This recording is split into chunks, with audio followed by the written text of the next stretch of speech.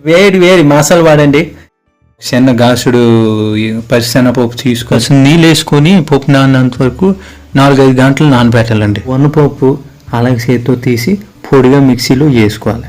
3 ఎల్లుల్లి ముక్కలు 2 అల్లం ముక్కలు శనవి తీసుకొని నీళ్ళు వేయకుండా మిక్సీ పట్టాలి. పొడి పొడిగా గ్రైండ్ చేసుకో. మిక్సీ పట్టింది ఇలా బౌల్లో వేసుకున్నాక పక్కన పెట్టాం కదండి నానబెట్టిన పప్పు, అది తీసుకొని దీనిలో కలుపుకోవాలి. 3 పచ్చిమిర్చి చిన్న ముక్కలు, ఒక చిన్న అల్లం ముక్క, ఒక పెద్ద సైజు ఉల్లిపాయ చిన్న ముక్కలు చేసుకొని దానిలో వేసుకోవాలి. ఒక 2 కొత్తిమీర ఆకులు, 2 కరివేపాకు ఆకులు, ఉప్పు కాస్త వేసుకుంటారు తగినంత, జీలకర్ర వేయాలండి. బాగా కలుపుకోవాలండి.